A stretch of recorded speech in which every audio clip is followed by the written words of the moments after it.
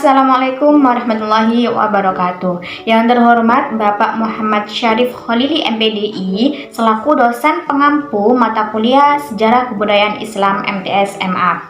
Saya Alfiatun Majalina, semester 4, Prodi Pendidikan Agama Islam dengan NIM 52105120005. Di sini saya akan menjawab soal UTS pada mata kuliah materi Sejarah Kebudayaan Islam MTS MA dengan soal bagaimana kebudayaan bangsa Arab sebelum Islam datang serta bagaimana kebudayaan bangsa Arab setelah Islam datang.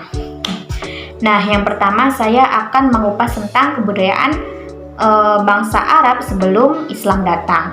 Pada mulanya, bangsa Arab menganut agama monoteisme yang dibawa oleh Nabi Ibrahim alaihissalam. Seiring berjalannya waktu, perubahan demi perubahan terjadi dalam kepercayaan yang kemudian menimbulkan penyimpangan-penyimpangan dalam ajaran ketuhanan mereka, sehingga mereka membuat berhala-berhala untuk disembah. Nah, berhala di sini adalah objek yang berbentuk makhluk hidup atau benda yang didewakan, disembah, dipuja, dan dibuat oleh tangan manusia. Seperti halnya mendewakan patung, pohon, dan bahkan jin. Selain menyembah berhala, orang-orang Arab pada masa itu juga menyembah dewa-dewa.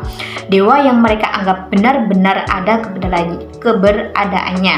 Seperti dewa-dewa masyarakat Mekah dan Madinah, yakni Lata dan Uzza.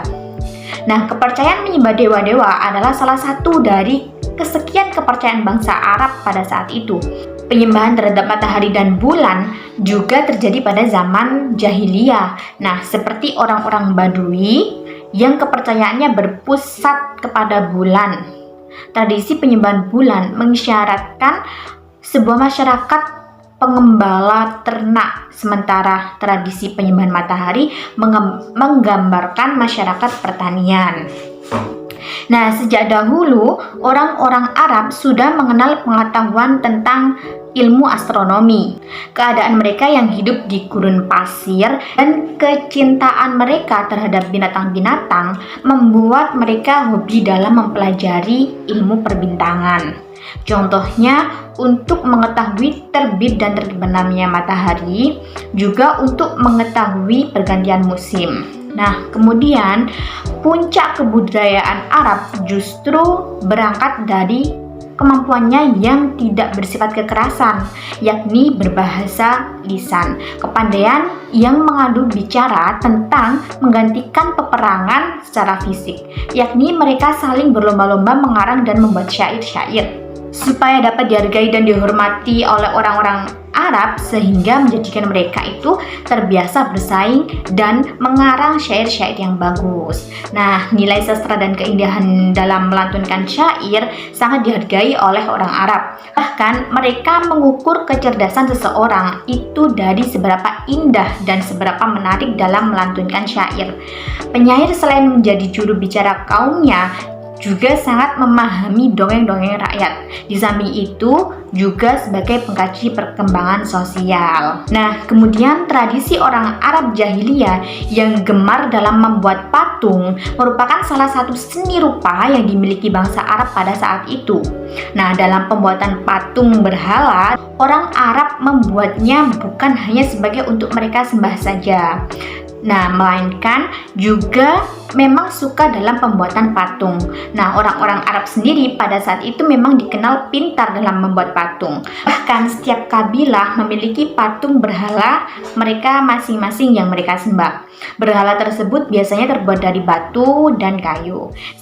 Tapi sebagian penduduk tanah Arab tidak menganggap berhala itu Tuhan, tapi menganggapnya sebagai perantaraan. Nah, terdapat percampur adukan antara mereka yang menyembah atau hanya sebagai kegemaran mereka dalam membuat patung, sehingga dikatakan menjadi sebuah perantaraan saja.